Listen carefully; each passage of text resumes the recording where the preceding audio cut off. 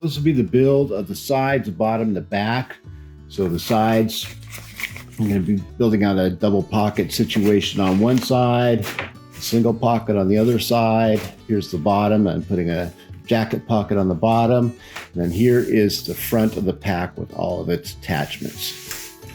Let's get to the build. This is the bottom panel, and going off of what other packs I have, doing a 9 by 14 is about what my other ultralight packs are like. And then that will give me a quarter hem on each one. So it'll end up, say, roughly around 8 by 13.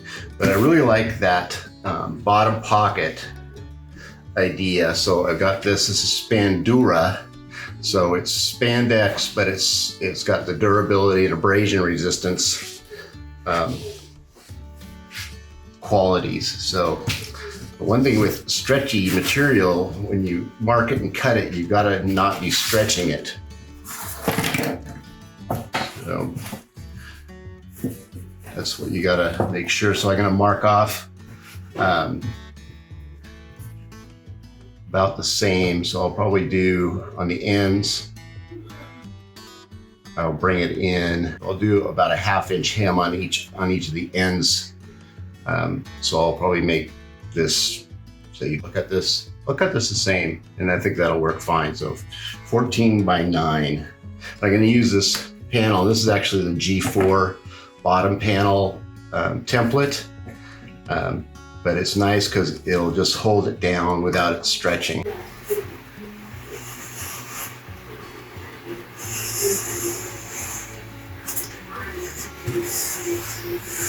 To do the ends of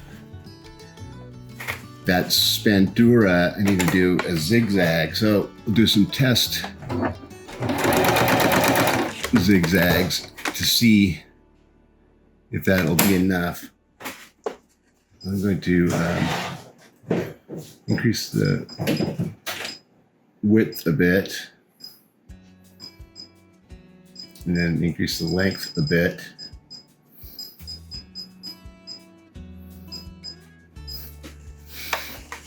Yeah, let's see how I like this.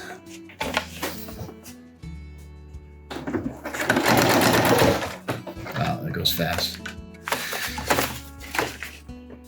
And I actually think that's going to be about right, because I do want it to be able to stretch, and so each one of those will be able to stretch out. And you want that. So I will go with that. Here I've just done fold it over once, fold it over again. That'll give a nice end, so when you're putting gear in and out, you won't fray it.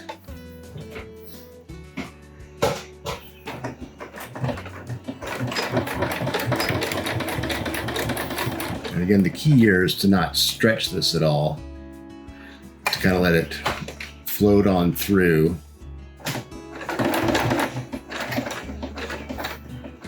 Not very good. There we go. Now I think I'm on track. Now we get so it'll stretch out, but it's also hemmed.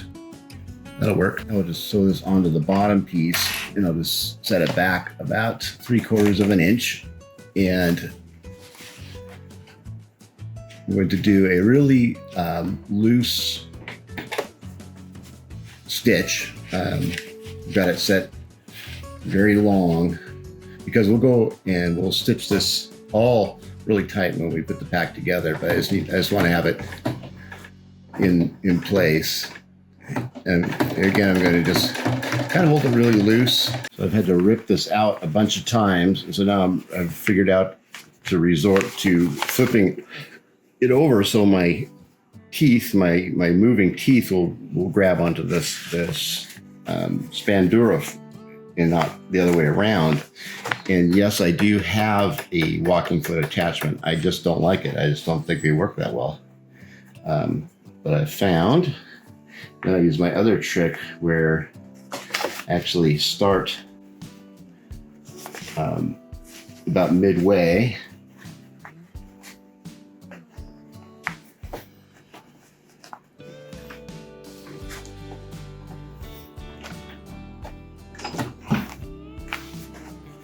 that way I get a nice flat stitch. For the sides and the front, I'm going to be using the light skin 07, I think it is. It's supposed to be super abrasion resistant, but it's super light. I mean, this just feels like nothing. So I'm not going to use it for the back part. I'm going to use it for the sides and the front. And see how it goes. But what I'm going to do right now is on one side, I'm going to put just a deep pocket using the Spandura. And on the other side, I'm going to do a deep pocket plus a real long pocket so I can do, put like my tent poles in it or my fly rod. So we'll do one side and do the other side. Here's a little closer look of the light skin. Don't know what to tell you because you can't really see how thin it is or how light it is, but this is supposed to be one of the lightest pack materials out there, and it boasts that it's super abrasion resistance. I am going to do something a little different on how I seam seal it to maybe help with this fabric. I just don't know. I don't know. It's, you know, it's touted as being tough, but we'll see.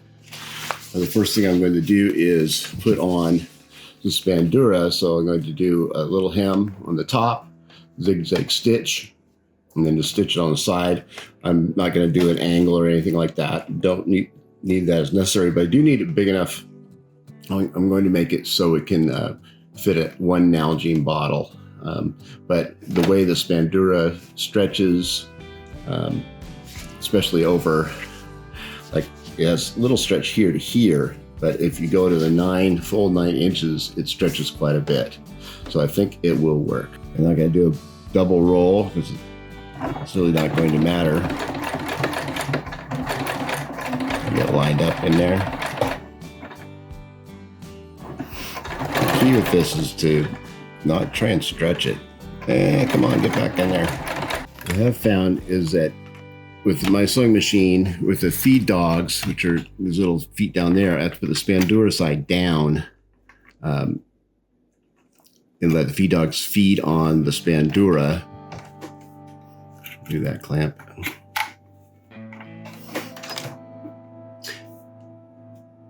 Let's go back to a straight stitch, but I'm going to lengthen my stitch out because I'm going to be going and stitching over this again later on. So I'll just put a few stitches down, length down now, and then when I sew all the pack together, it'll be re-stitching the whole thing again tighter. So I got my other side of my backpack. So this is a side piece, and it has a pocket, a little one for like water bottles and such, and then this top one will be for, say, tent poles or fishing rod or taller items. And when it's all sewn on, it'll actually be, you know, fairly tight across there. So, and when it's full of clothes and sleeping bags and all that, it'll push it out. And this is the other side, and it just has the one pocket that I've got to fit it out for a Nalgene style bottle. So now what I'm going to do, this is the front of the pack, and this is a mesh. So now I'm going to make a mesh pocket. So if I have a wet tarp or a wet rain jacket or, you know, other quick items, I'll make it big enough to where I can put my water filter, those kind of things in it. So I'm going to make it on this back part, and I'm going to have it so it's kind of billowy, and then also like a bungee cord at the top. So I've got my mesh for the outer bag where I can put, you know, wet clothes, wet tarps, whatever. Of course, this is all kind of a guess, and I'll learn, but a best guess. But it's actually about 18 inches wide, about 13 and a half inches, 14 inches long. Of course, I don't know if that's going to be really optimal, but you know, this is first pack. So the first thing I want to do is I'm going to make a little channel up here to put some shock cord in. So I can fasten that down. It's a little bit big, so I'll be tucking it in to get kind of a billowing effect. The first thing I need to do is just put a channel across the top. Now, I'm not going to go and pin it. If you've watched my videos, I'm not a big pinner fan or clamping fan for these kind of things, so I can eyeball it just fine. Those little teeth are just going to grab on. And right about there. There we go. Go ahead and sew this channel. About a 1/2 inch channel. You go slow. I'm not real sure about this fabric. I've got the bungee cord all plumbed through that little channel. And I'm using like pretty heavy bungee cord because I want to be able to have it last for one, and be able to give it some good tension if I have stuff in there. So I'm just going to anchor it.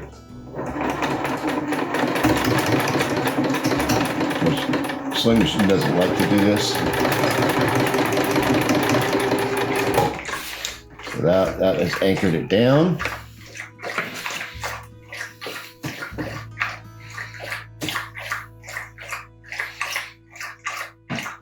So I can trim that off later when I sew it onto the pack. I'll be able to trim that off later. I'll do a lot of trimming. I'll find my midpoint.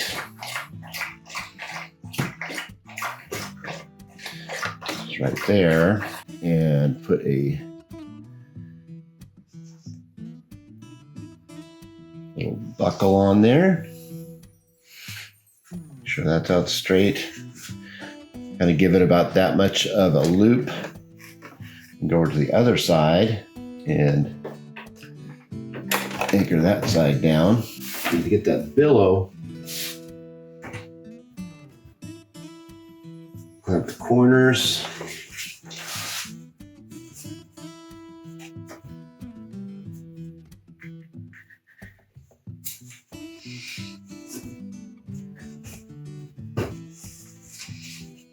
Need to clamp it up here as well.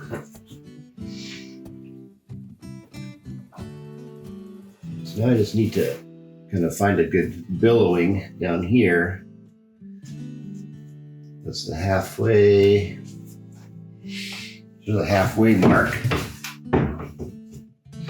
Actually, I can just kind of flatten that out like that, or I can make a couple nice folds. Not so big. Make a fold there. Okay, that looks good. Now I'll go ahead and clamp it all out. I'm just sewing, lengthen my length out because I will be sewing this all again. So I don't need to poke a ton of holes in everything at this point. Special care to try and get that fold to go under. Now I'll just sew down the sides and we'll have our pocket done. Here again, I'm not going to do a ton of holes. I've got it set still really wide. So now we're putting on the compression straps, and I like to keep these together so I know which is the top and which is the bottom, because I want to have the bottom facing up when I do this, because when I finally do sew it, it'll turn over like that. So I want to have like the wrong side facing up. I'm going to put one at about 9 inches and the other one about 17 inches. Just a tad. Right about there. And so I've got the webbing through the non-adjusting side, and I'm just going to do a little tack to hold them together. You don't need to have it all the way up tight like that. It's just not necessary. I'm just going to tack these together so I can have them together when I sew them onto the front of the pack. So I've decided to put them on the front of the pack. Just something basic just to kind of keep them as a unit. And then I'll sew them onto my pack. I'll just tack that in place.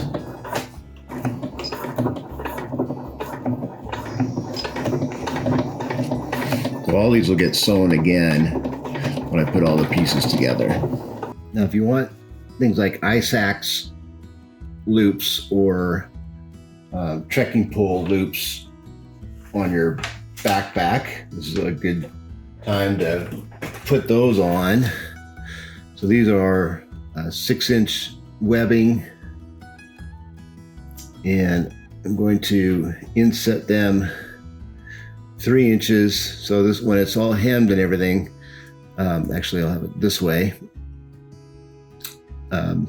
It'll come out like that. So here I'm going to add, many packs you just have one hold down. I'm gonna have a roll top, and then usually there's just one little clip.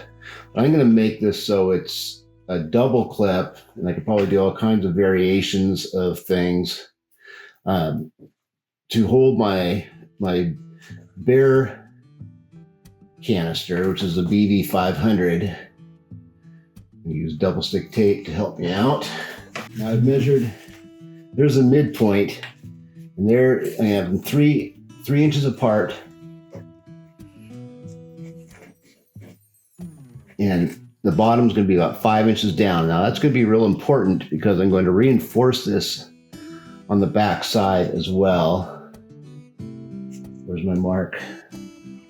There's my mark. So right in the middle of that mark, 5 inches down.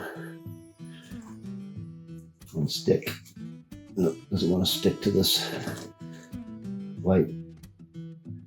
light skin material. Isn't that interesting? Okay, I'm gonna go ahead and sew that. So just put just a stitch so I can see where I am.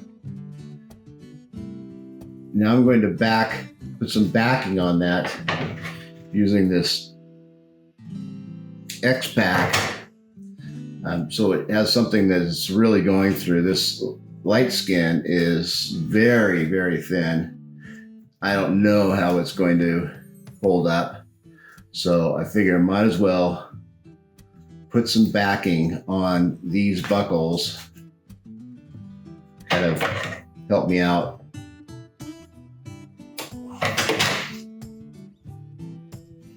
Hopefully this side will stick better than the other side. So this is my webbing's underneath here. This is the very bottom of it. So I'm going to put that on there. It'll stick a little bit better. Now, later on, I'm going to come back with like tenacious tape to really seal all these down so it doesn't get in the way. But now I've got some nice backing on here that I can sew through that webbing, through the light skin, and through this X-Pack material to give a nice purchase. I've got my sewing machine set to regular because I'm not going to come back and stitch this. So we will do an X pattern.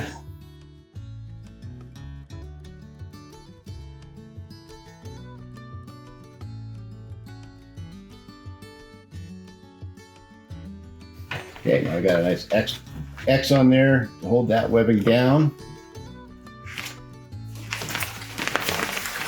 We've got a backing on there to help out. Now let's put the second one on, and that'll be wide enough so if I want to put a bear bag on, it's gonna have a perfect matchup with my bear canister. And so there's the build, and so this is kind of the point where you gotta start thinking through all the little things that you want as far as like attachments, how things close.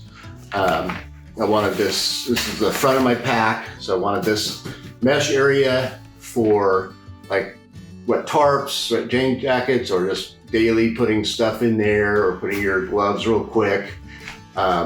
These eventually will be cinch downs to compress the sack. I got 2 of those on here.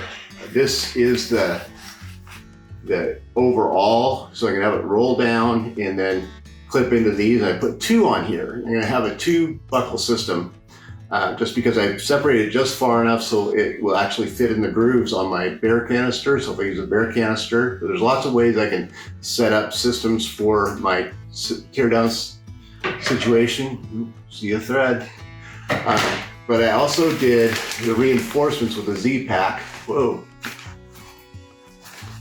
I also did reinforcements with the Z-Pack on the back of where these are. So those need to have a lot of good purchase there. I also put on the bottom little loops for trekking poles, ice axes. I haven't quite decided how I'm going to have those affixed up on the pack. Still thinking that through. So you'll see that at a later date on how exactly I want to do that. I also put a couple buckles on the bottom. So if you wanted to put, say, a tent or a sleeping pad, like a closed-cell sleeping pad, on the bottom, I'll have straps coming from the back of the pack, so it go in there. So I can actually attach something to the bottom of my pack. So that's the front of the pack. Still a few little items to go, but that's kind of still thinking through. And this is the bottom of the pack. And one of the things I love about my Osprey is they have the ability to put your trekking poles to the side while you're walking. And since I do so much camera work, I actually put two loops on. I put a loop on each side so I can actually stow the tips of my trekking poles in there, and then I'll have a bungee cord up here on the front. Love that feature on the Osprey. So this is my base that's made out of the X-Pack and the Spandura. And then this is one side. It's just a side, and it has one deep pocket, and make sure this pocket can hold a Nalgene, basically. When it's all tight, that'll all tighten up.